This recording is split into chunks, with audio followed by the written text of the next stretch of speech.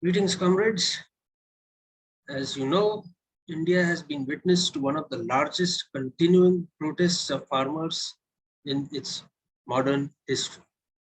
These protests began with the farm bills being tabled before parliament and being pushed through despite the voice vote, despite the opposition to the bill.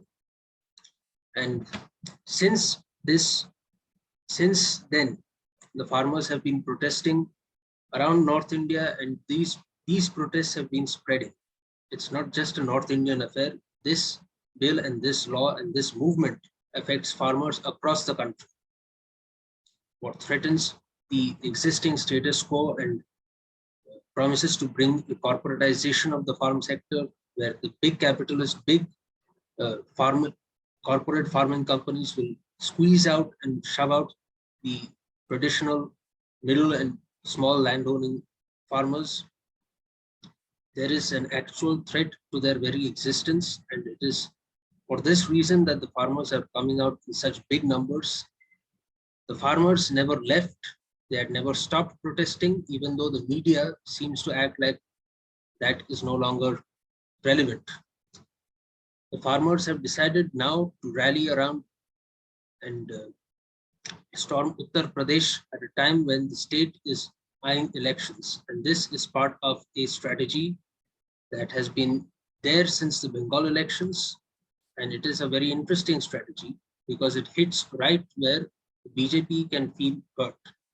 It hits at their electoral prospects. It hits at their means of grabbing power.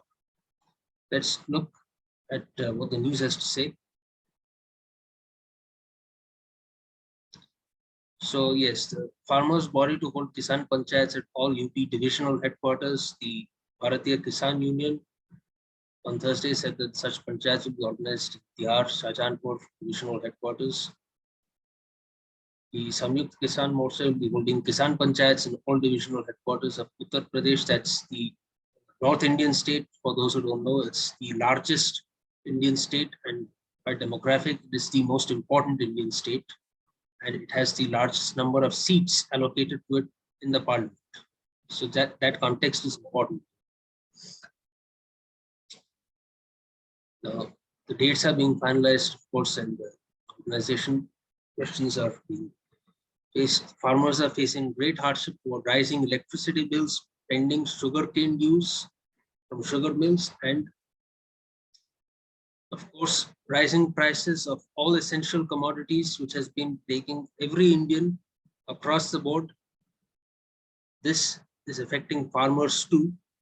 And remember, the farm sector is the only one that actually grew to some substantial degree during the pandemic, and now they are feeling the squeeze. The other interesting aspect here in this article is the question of the sugar mills. Now, the sugarcane industry in India is big. India has been a traditional producer of sugarcane since millennia.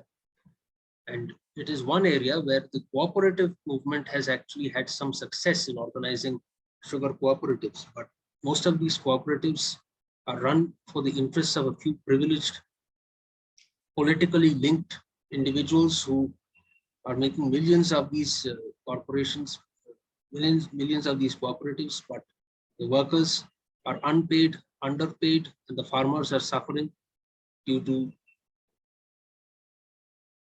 pending sugarcane dues, as it's been said.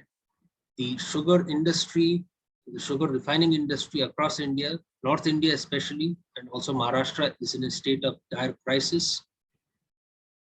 This is an important aspect here. If the farmers' movement can link with the protests of the sugarcane workers, we can see a very interesting and powerful dynamic emerge in North India. That being said, the frame of the entire strategy hinges on elections. Now, my thoughts on elections, it is actually not necessarily, I'll say it like this, the elections are an arena that is controlled by the bourgeoisie.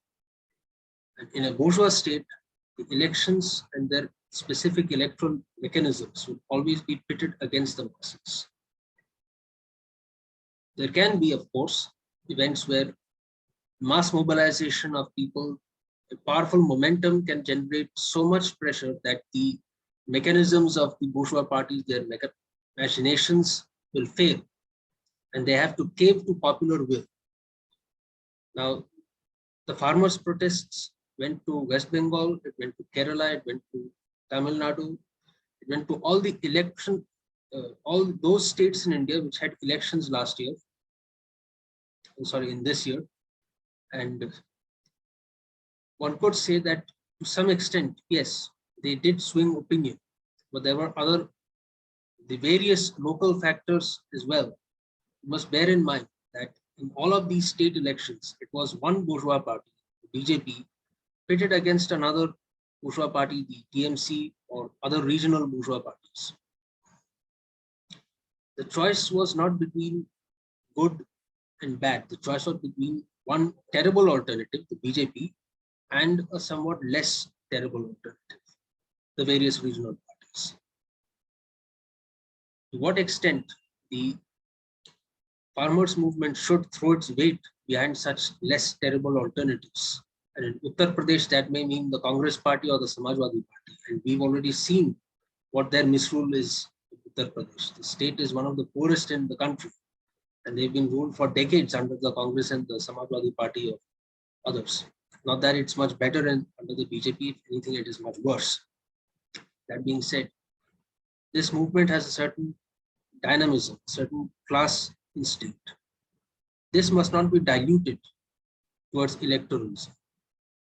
So far, it does not seem to be heading that way, but definitely, if we put our fingers into the arena of the bourgeoisie, we put our foot into that electoral arena, that danger certainly exists. And the farmers' protest, the farmers' movement is one that does not really have a clear-cut political leadership. It is a movement led solely by farmers' organizations, and their leadership comes from within these farmers' organizations. The political parties, whoever is supporting them from outside or inside, they are in the fringes of this movement. The core of this is around the farmers' organizations themselves. So, to what extent, what political choices they make, it will determine what course it takes, and we'll have to keep watch exactly where this goes.